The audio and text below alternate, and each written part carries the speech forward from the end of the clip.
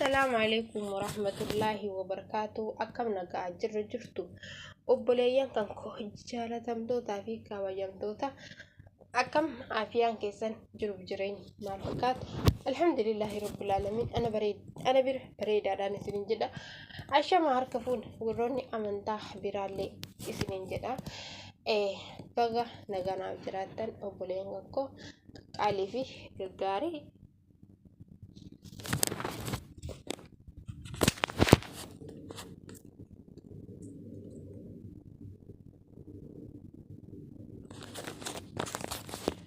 akkasii obboleeyyan kan koo baga naganaaf jiraattan dhiifama baga naganaaf jiraattan isiniin jedha. Bakkuma jirtanitti nageenyanii fi rahmanni rabbii kanumaan qabne isin biraa jiraatuun isiniin jedha.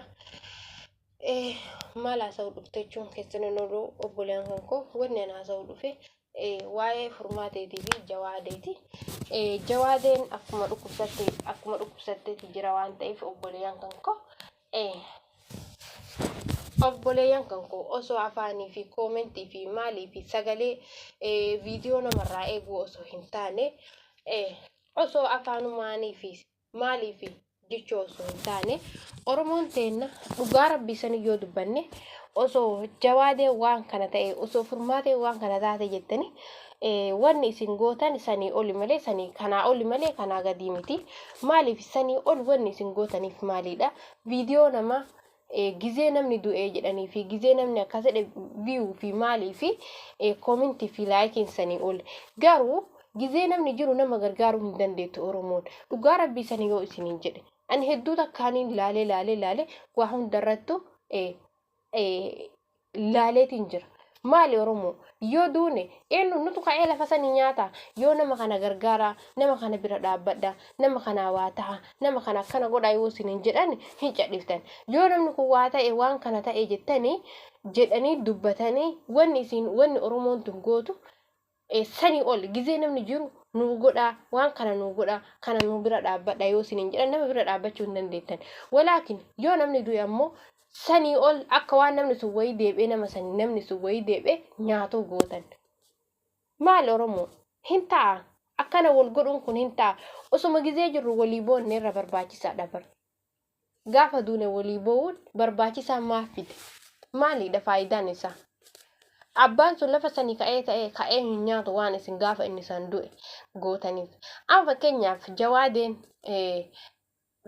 mana yaalaatti dhukkubsatee waan yaalamuun dhabee jira.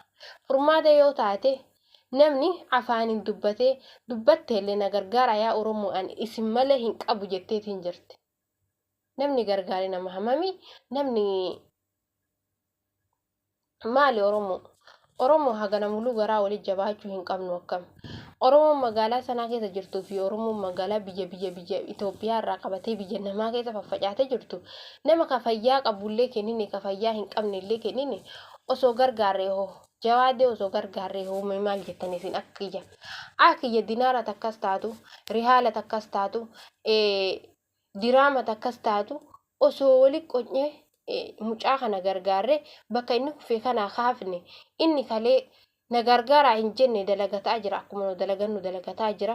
Mucaa kana garuu harka namaattu akkana godhe harka namaattu summii itti baasee bakka hin taane geessanii qorri dha'ee sombii tuqame akkana mana yaalaa keessa rakkachuu jira. Yoo gargaarre hoo Oromoo yoo bira dhaabbanne hoo ilma keenna abbaa keenna obboleessa keenna isinis rakkataa jirtu obboleettii teenna haadha teenna ilmaan isaa wajjin rakkachuu jirti akkasuma isaa waliin rakkachuu jirti.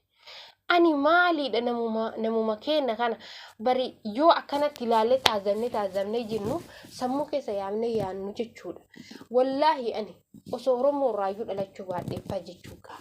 Maali yoo jettan hin jiru wanni namni sabni biraa walii godhu fi wanni sabni Oromoo walii godhu baay'ee fudhatama hin qabu. Homoo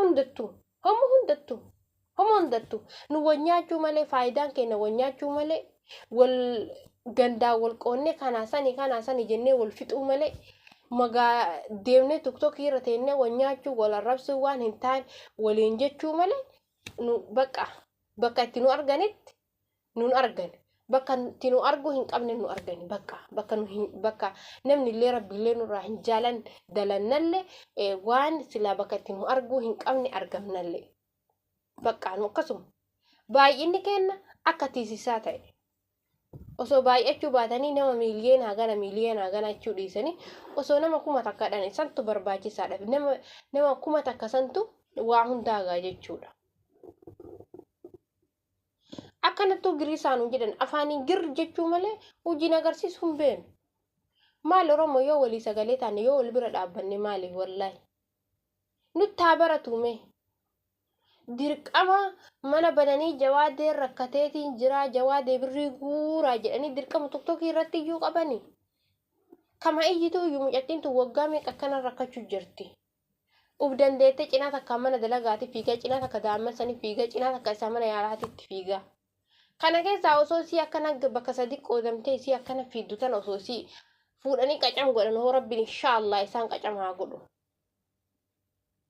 Daa'immanis rakkatte innis mana yaalaa keessatti rakkate bakka kanuma gaafsan eebaluu akkana ta'ee eebaluun qabanii eebaluu miidiyaa mara asirraa iyya eebaluu du'e miidiyaa mara asirraa iyya eebaluu ka'e sanuu ka'uu namaa sanittuu gammachuu qabdu akka Oromoo nama akka waa namaaf jiraattu wayi akkam Oromoo akkamitti waliin jiran akkami isinii waliin jiran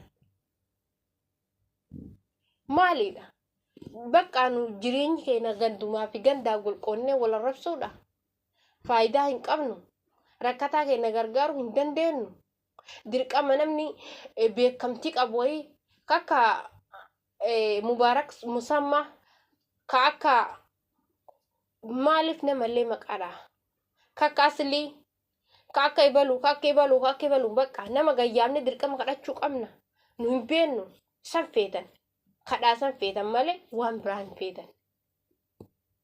Kasilaa magaalaa san keessa jiru zim kasilaa bakka biraa jiru ka dalagatu rizqii rabbi si kenna abboo ofirraa sadaqatu walla maalidha.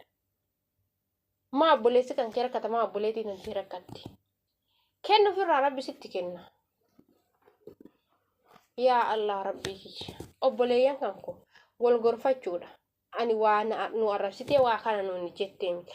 Ani isin bichaa miti. Aniin tunuu jedhee malee isin ani sadaqadhee isin maaf hin sadaqanne isin an kennadhee isin maaf hin kennanne isin hin jedhan jiru. Anillee aniin tunis ufumaa fi anumaa fi isin jedhe malee anis akkana anis kana ani kennee ofirraa dadhabeetii miti. Waan qabani ma kennatan waan dadhaban rabbiin itti kadhatan. Kanuma Oromooti malee waan biraatii miti. Nullee waluma qabna. Mucayyoon sunis numa qabdi. Innis ka dhukkubsataa jiru numa qaba. Yoo nurraayis gara rabbi waa isan godhini deemellee numa rakkisa malee nama biraa hin rakkisu. Kanaafiyyuu nama biraa hin laalinaati ilmaan isaa sallaalaati. Akka bira dhaabbattan akka isaa sagalee taatan waan qabdaniin warroonni magaalaa san keessa jirtanillee waan qabdaniin akka bira dhaabbattaniin isin jedha. Achiraa kanafe namicha daafamaa san ka rabbi isa daafe ka rabbi isa kaase rabbi isa haa kaasu isa san itti birmattanii kan nama miidhu jiru kan hadha bal'oo furmaatee irra taate malee kan harka garaa jalaatiin miidhamaaru kan namichi kun harka garaa jalaatiin miidhaa jiru kun nama hedduudha. Akkuma hadha bal'oo fi furmaatee irra dhufte tun borullee isinirra dhufu teetti